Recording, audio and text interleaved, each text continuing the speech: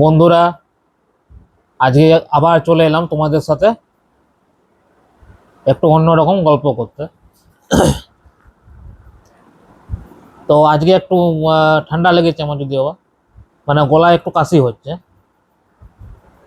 কিন্তু যতই কাশি হোক আমার, তোমাদের সাথে গল্প না করলে কিন্তু সারাদিনটা ভালো লাগে না। মানে সারাদিনে অন্তত একবার তোমাদের সাথে গল্প করতে কিন্তু মন যায় আমার। তো আজকেও কিন্তু তোমাদের সাথে গল্প করব। তো আজকের গল্পটি হচ্ছে কৌশিককে নিয়ে। কৌশিক চ্যাটার্জি,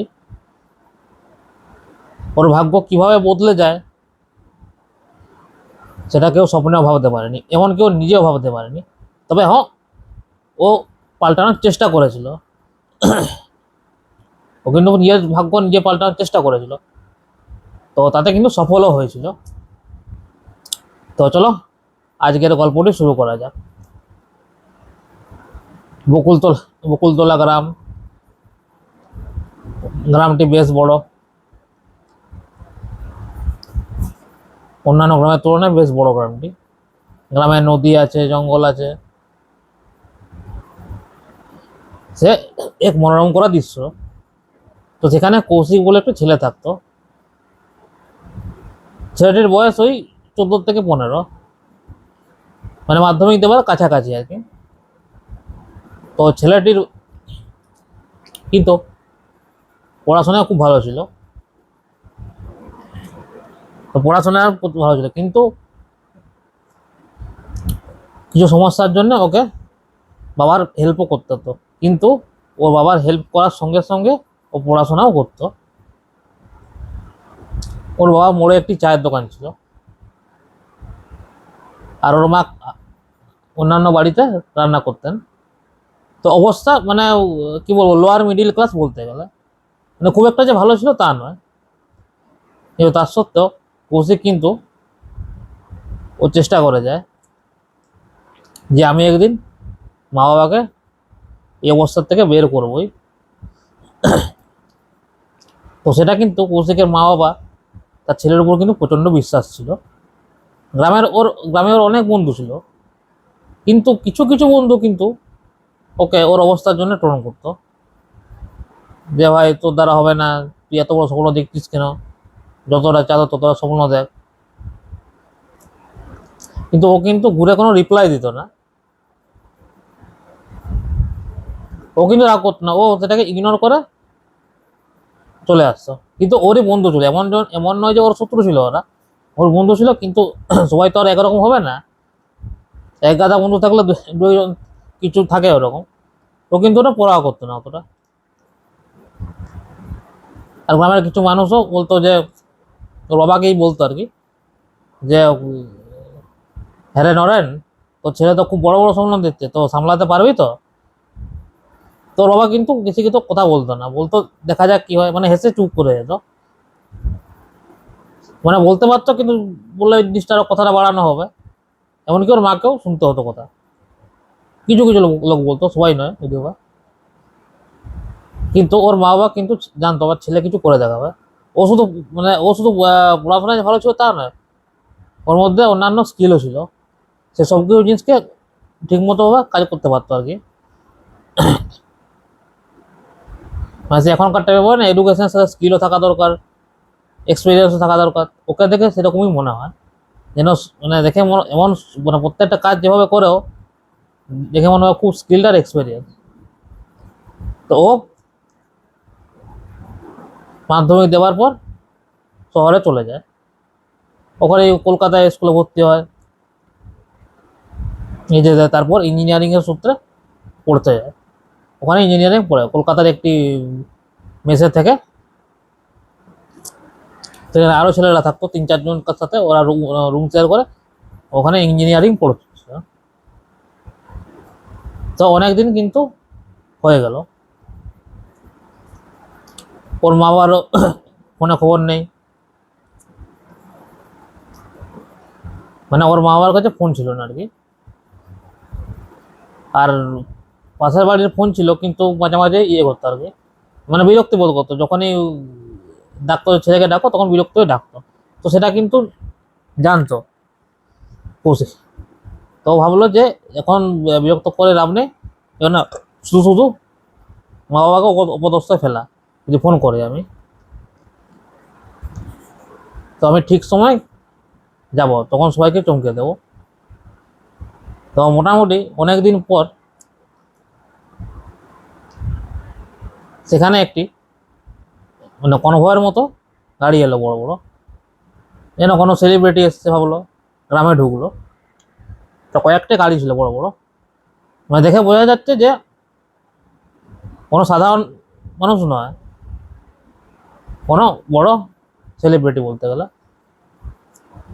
বা খুব বড় কোনো উঁচু পদের অফিসার হয়তো। তো তারপর যখন কপারটি খুললো গেটটি, একজন প্রথমে সিকিউরিটি গার্ড বেরিয়ে এলো, কালো জামা পরা, কালো চশমা পরা সিকিউরিটি গার্ড বেরিয়ে এসে কপারটি খুললো। কপারটি খোলার পর যখন বেরালো, আর গ্রামের লোক তো সবাই নিজের বাড়ির থেকে থেকে হাঁ করে আছে যে কে এসছে, তাহলে কি ওদের গ্রামে কোনো সেলিব্রিটি এসছে, বা কোনো সেলিব্রিটি আত্মীয়র বাড়ি হয়তো এখানে, আর সবাই সেটা চেয়ে দেখে আছে। তো দেখে সবাই অবাক।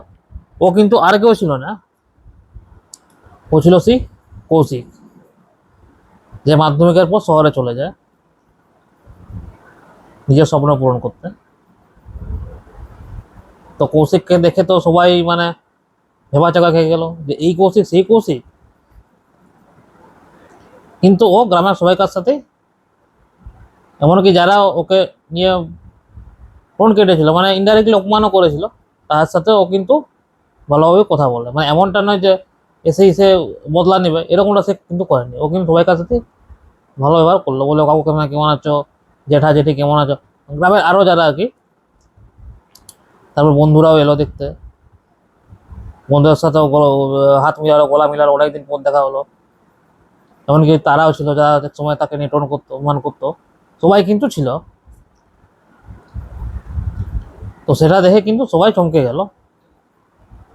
কিন্তু ওর বন্ধুরা কিন্তু, যারা ওকে টোন করেছিল, তারা কিন্তু ওকে দেখে কিন্তু বললো যে যা ভাই, তুই কিন্তু একটা জিনিস করে দেখেছিস ভাই, আমাদেরকে মানে আমরা তোকে টোল করতাম, ছোট সবাই টোকে নিয়ে টোন কাটতাম, তুই কিন্তু সত্যি ভাই মানতে হবে তোকে ভাই। তখন কান চাপড়িয়ে বন্ধুকে বললো, আরে না না ভাই কোনো অসুবিধা নেই। তারপরে গ্রামের লোক সবাই বললো যে সত্যি তুই ধন্য ছেলে হোক। তারপর ও কিছুদিন গ্রামে থাকলো, পরে তারপর জানা গেল কৌশিক একজন বড় উদ্যোক্তা, ও বিদেশি কোম্পানির সাথেও ডিল করে, মানে অনেক বড় পজিশনে চলে গেছে আর কি এখন। যে পুরো গ্রাম ঘুরলো পরের দিন, যে কেসে এই অবস্থা। তবে আগের থেকে বাড়িগুলো অনেক চেঞ্জ হয়ে গেছে, মানে পাকা বড় বড় বাড়ি হয়ে গেছে এখন, কিন্তু গ্রামের সেই পুরোনো মাটির গন্ধটা কিন্তু এখনো রয়ে গেছে। তো সেটা থেকে একটু ইমোশনাল হয়ে পড়লো, মানে হালকা চোখে জল এলো, ও ঘোরা হলো। দুদিন পর হঠাৎ করে মানে ও বেরাবে আর কি, মানে ও শহরে চলে যাবে আর কি, কলকাতাতে। দুদিন পর হঠাৎ যেদিন বেরাবে, সেদিন হঠাৎ টক করে ওর বাড়িতে আওয়াজ আসে। তো আওয়াজ আওয়াজ এসে দেখে, দরজাটি খুলেই দেখে একটি বয়স্ক লোক। তো চিনতে ওর কিন্তু ভুল হলো না, এই বয়স্ক লোকটি হচ্ছে গ্রামের সব থেকে ধনী ব্যক্তি ছিল এক সময়,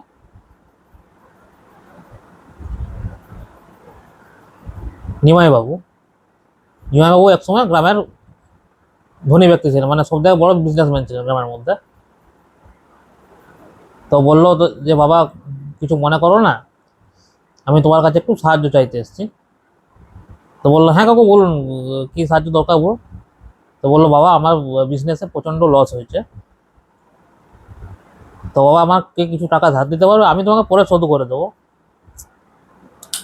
তখন জোড়হাত করে বললো।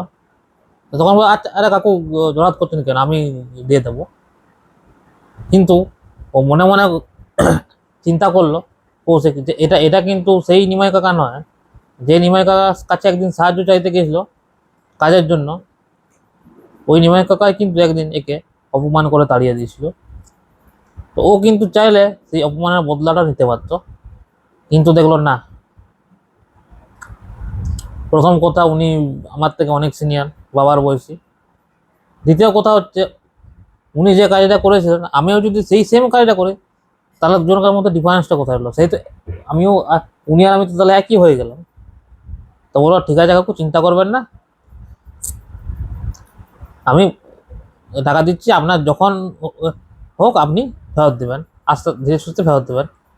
কিছু মোটা টাকা দিল ওই নিমাই বাবুকে। নিমাই বাবু কাঁদতে কাঁদতে বললো, বাবা তোমাকে আমি একসময় অপমান করেছিলে, তখন হয়তো আমি বহুত টাকা কামাতে পেরেছি, কিন্তু মানুষ তখন আমি হতে পারিনি। কিন্তু তুমি আজকে আমাকে এমন শিক্ষা দিলে বাবা, দিয়ে নিমাই বাবু ওর মাথায় হাত দিয়ে, কৌশিকের মাথায় হাত দিয়ে বললো যে অনেক বড় হো বাবা। তারপর ওর মা বাবার দিকে তাকিয়ে বললো যে দাদা বৌদি, একটি মহান ছেলেকে আপনি জন্ম দিয়েছেন, ধন্য আপনার, আপনি খুব কপাল খুব ভালো আপনার যে এরকম ছেলে হয়েছে আপনার। তারপর চলে গেল নিমাইবাবু। তারপর বললো ওর মা বাবাকে, কৌশিক বললো যে মা বাবা তুমি এক কাজও করো, তুমি আমাদের সাথে শহর চলো, ওখানে আমার বড় বাড়ি আছে, কোনো অসুবিধা হবে না তোমাদের, তো তুমি শহর চলো। তখন বললো যে যে না বাবা, আমার এই গ্রামেই ঠিক আছে, এখানে আরো 5 জনের সাথে একসাথে মানে ছোটোর থেকে এখানেই রয়েছে, এখানেই বড় হয়েছে, এখানেই বুড়ো বয়সটা কাটুক আমাদের। হ্যাঁ, যখন দরকার, যখন আমার মনে হবে যে ছেলের সাথে একবার দেখা অন্তত করে আসে, তখন আমি যাব, কিন্তু মানে পার্মানেন্ট থাকতে যাবো না, আমি এখানেই পার্মানেন্ট ঠিক আছি, তো কিন্তু মাঝে মাঝে যাবো। তো বলো ঠিক আছে, তোমরা যদি এটাতে যদি খুশি হো, তোমার তাই সই। তারপর ও শহরে চলে গেল। এর থেকে বোঝা গেল যে কাউকে কোনোদিন হীন চোখে দেখতে নেই, কারণ কখন কার ভাগ্য বদলে যায় সেটাকে বলতে পারে না। হ্যাঁ, এটা ঠিক যে কৌশিক নিজের ভাগ্য বদলানোর অপেক্ষায় কিন্তু বসেছিল না, ও কিন্তু পরিশ্রম করেছিল। এটাও ঠিক যে পরিশ্রম করলে ভাগ্য বদলে, কিন্তু কিছু কিছু ক্ষেত্রে ভাগ্যের ব্যাপারও থাকে। এবার বিশ্বাস অবিশ্বাস ব্যক্তিগত ব্যাপার সেটা। তো বন্ধুরা, আজকের গল্পটি কেমন লাগলো তোমরা কিন্তু কমেন্ট, শেয়ার, লাইক অবশ্যই করবে।